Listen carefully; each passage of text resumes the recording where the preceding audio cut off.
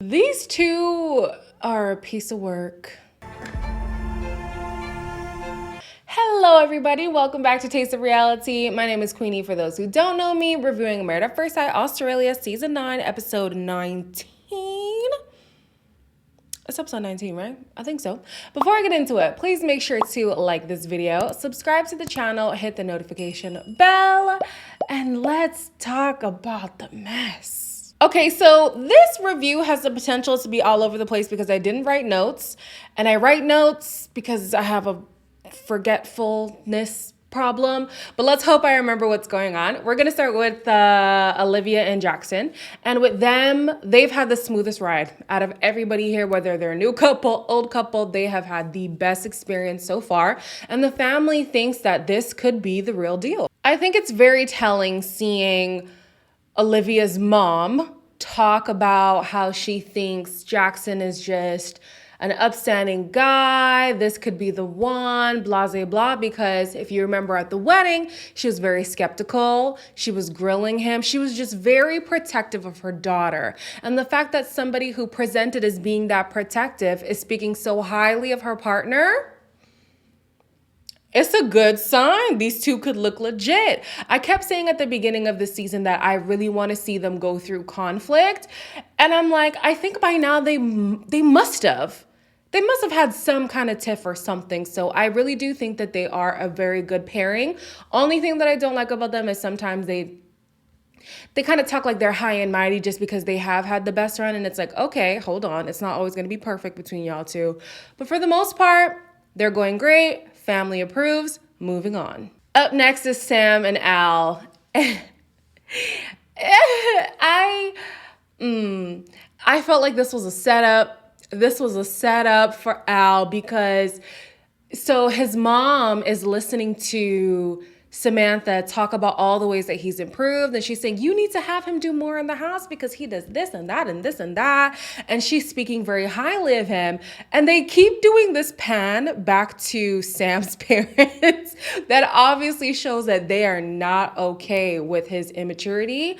And so the dad was like, yeah, beyond that, what do you guys actually have in common? It's easy for me to believe that letting her guard down, it was helpful in the relationship, but it also made her miss some of the things that were prerequisites for her partner. So I'm not surprised that in listening to her parents talk about Al and hearing him really explain where he sees his life going is reaffirming to her the things that she found as issues in the beginning.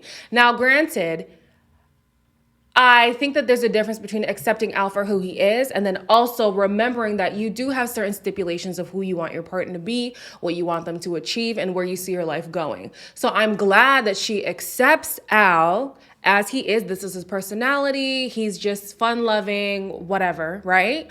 But then also she wants a specific trajectory of her life. And at the end of the day, if Al cannot provide that for her, then he just can't do that, you know? But like I said, I'm glad she accepts him, but also keep in mind, lifetime, marriage, till death do us part.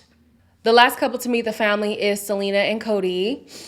And I think it was Selena's friend who was there, and then Cody's mom and her partner. I don't know if they ever got married, but he refers to him like a stepdad. He doesn't say that that is his stepdad. So I'm not quite sure what's going on there. But the dad, the father figure, is weighing in on the situation between Selena and Cody where he doesn't have as much empathy as she would want. And he was very clear that work can be done on both sides. When we get to the dinner parties, she doesn't say particularly good things about me or doesn't say the good parts of our relationship. It's all the negative. I like this. Yo, mama picked right.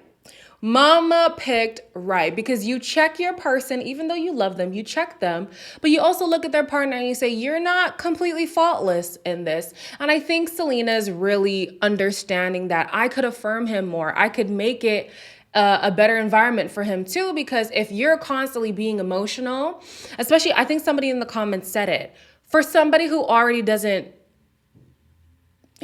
isn't in tune with their emotions, having somebody who's overly emotional makes it really hard and almost makes them want to pull back more than they would have at the at the beginning, you know? And so I'm like, you need to give him some effort as well. Show him that you affirm him, you support him, because he's not getting that from you. It's him always, always, always, always, always affirming you. And it's like that for anybody gets exhausting, more so for somebody where that doesn't come naturally to them. Olivia and Jackson went on a picnic, and I'm like, okay, I like these. This is cute. So a couple that's not really having a romantic time right now is Mitch and Ella. And so Mitch meets up with Cody to talk about how he doesn't like how toxic the environment is. He doesn't want people in his business, blase, blase. The reason why things are so good when it's just him and Ella is because Ella is afraid to say anything to rock the boat. She doesn't want to make him feel like he needs to retreat. So of course, when it's just the two of them, things are copacetic. She's afraid of you. She's afraid that you're gonna leave. And so when everybody weighs in, it's not because they just have well, some of them that could be the case, but a lot of them are almost acting as a mouthpiece for Ella because she has muted herself. I don't know if she's doing it out of like, he might lash out at me or he's going to retreat, a mixture of the two. But it's clear to everyone that she cannot be her full authentic self in the presence of Mitch. And to me, that's alarming. She goes and she talks to Tamara and Dominica. And normally I'm like, oh, I don't like when somebody's primed to attack someone. But I kind of like the energy that they're giving because at the end of the day, I don't like Mitch and I'm so ready for this to happen. And if you got to run him out of the experience, all the better.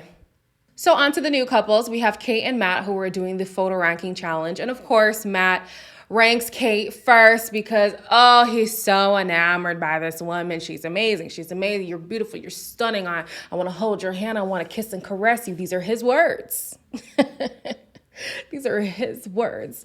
However, when it's time for Kate to rank him, she ranks him third, and she thought that kind of would be like a jab, not purposely jabbing him, but she didn't expect him to be this happy to be third. That I don't know what kind of paycheck Matt is getting from this show, but it must be fat because I would never be seen on camera hollering and raving about a person who hasn't even given me an inch, hasn't given me a morsel of interest, not a speckle of interest. And he just goes on and on and on and on and on about how amazing it is to be third. Oh my gosh, so you must find me attractive then. This is great. This is amazing. And it's to the point that Kate was rethinking it and she's like, well, maybe I should have put him down. And she even says, well, if we're talking about sexual attraction, I probably would move you down to here. I think she put him like fifth or sixth or something. And he was still excited about that. And I'm like, okay, sir, calm down, calm all the way down. Just relax. Realistically, I don't see this relationship going anywhere. And the reason is because, again, I know it's going to be harsh. I said it last time and it sounded harsh then. It's going to sound harsh now. But Kate has made being the ugly duckling her personality. She has. Unless she can affirm herself in the way that Matt affirms her, unless she can look in the mirror and truly be content and happy with what she sees, no amount of you're beautifuls, no amount of physical affection, no amount of any kind of reassurance will make this woman feel confident, would make her feel validated, would make her feel beautiful. It's a lost cause. So if this relationship is a farce, which I believe that it is, because there's no way, Matt, you have eyes. Come on, sir. If this relationship is a farce, I hope that it's just a learning lesson for people watching and that you must love yourself first, or it's going to be really hard for you to let love in because you're always going to be skeptical of it. Last but not least, we have Carolina and Dion / Daniel. So Daniel, I mean, what the frick? What's his name? I just said it. Dion. Dion, for me, is another one who I feel like is a paid actor because there's no way you've let this woman come for your looks. You've let her basically say money is what has carried you. She comes for your lifestyle, and he still stays in the bed with her. He still makes attempts to build the romance with her. I'm like, oh no, the check is fat. The check is fat. It must be. It has to be. And so here he is writing a handwritten letter to Carolina, basically saying like where he wants his relationship to go, what has led him to this point to be in the experiment, and that he sees her in his future, right? As he's writing this, Homegirl is planning a secret rendezvous with Daniel, who did not pack his bags when his wife left, decided to stay in the area, is planning a little gym date situation, and has no regard for this marriage. This is why I think this relationship is a farce. There is no way, unless people are really that detached from having morals, there's no way somebody looks at a marriage and is like, I'm gonna infiltrate this on camera, knowing they're gonna watch this back. You must be some kind of malicious, some kind of delusional, some kind of next level person to really do, because I know there are homemakers and home breakers. There are many home breakers, home wreckers, but I've never seen them be this brazen on camera. This isn't real. Anyways, back to Dion. He's out here planning a dinner for her. He cooked for her. You know, they slipped in a little ad for DoorDash in there. And he brought the flowers from the venue of the wedding. I'm like, she's not going to remember that. You wasted your time with that one.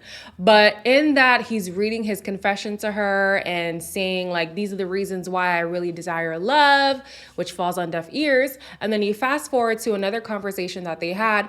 And she is taking this opportunity to air out all the reasons why she feels like they are not compatible. Drawing. Compatibility is a big factor in relationships working, but common interest doesn't have to be across the board.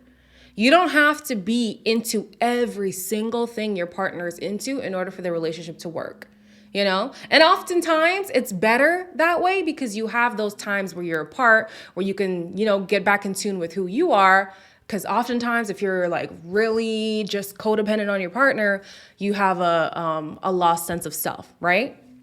But this is just sometimes, and it's not a rule. There are always exceptions. So I'm like, okay, he doesn't like breakfast. He doesn't work out at the gym. He does work out, just not at the gym. He's not the height you wanted. Oh, I'm like, all right. She was going to look for issues as soon as she saw him because she's not attracted to him.